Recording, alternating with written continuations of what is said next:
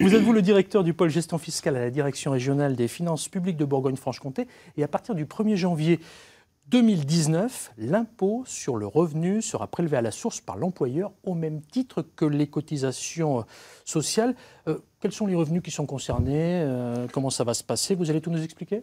Je vais essayer de tout vous expliquer. Quasiment tous les revenus sont concernés, à la fois les salaires, mais aussi, par exemple, les revenus fonciers, les revenus des indépendants, des agriculteurs, des commerçants, des artisans. Donc quasiment tous les revenus sont concernés par cette réforme. On va faire le point ensemble et le détail complet, mais d'abord, on va voir comment ça fonctionne aujourd'hui, en 2018, en étant très pratico-pratique, comme on aime l'être. La télédéclaration aujourd'hui, comment ça marche? Regardez avec nous. Cette année, la télédéclaration gagne encore du terrain. Elle est obligatoire pour tous les foyers qui ont eu plus de 15 000 € de revenus annuels en 2016. Autre changement important, les contribuables doivent choisir leur taux d'imposition pour le futur prélèvement à la source. Un taux personnalisé, calculé en fonction de leur situation, leur sera transmis dès la signature des déclarations sur Internet. Ce taux, les contribuables peuvent l'accepter ou le refuser.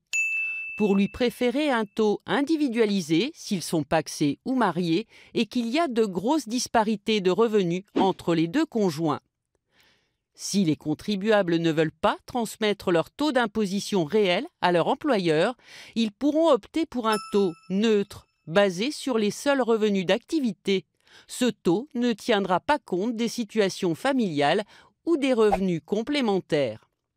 Dès le mois d'octobre, une fois le taux transmis aux employeurs, les bulletins de salaire préciseront le montant indicatif du prélèvement. Un prélèvement qui deviendra bien réel en janvier 2019, mais ne dispensera pas les contribuables de faire une nouvelle déclaration au printemps.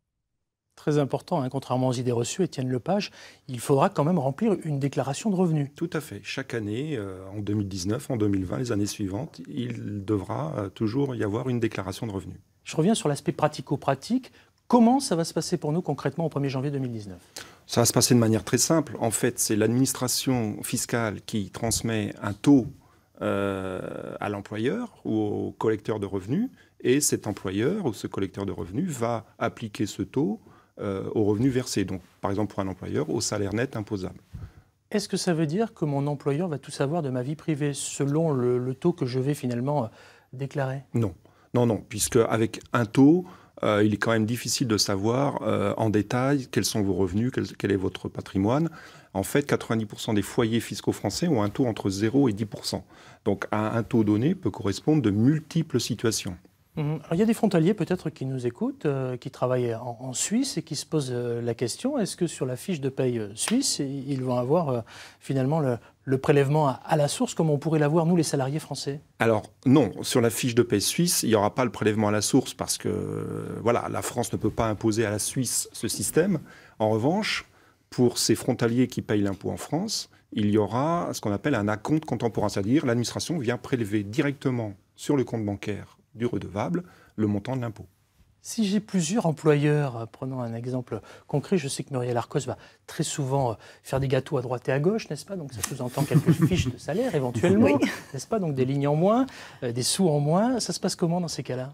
Eh bien, en fait, le taux qui est calculé en ce moment au vu de la déclaration des revenus 2017, il est transmis à chacun des employeurs. Et chacun de ces employeurs va appliquer le même taux à chaque revenu versé.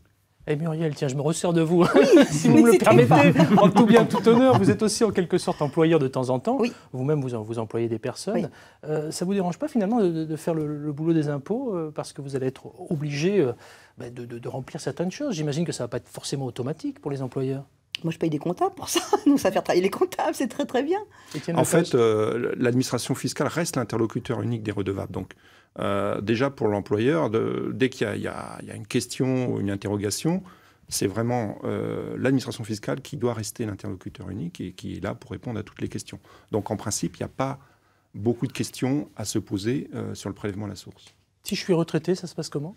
Alors, si vous êtes retraité, en fait, la caisse de retraite qui verse la pension de retraite va prélevé à la source, donc au moment du versement de la pension, l'impôt, toujours avec le taux transmis par l'administration fiscale.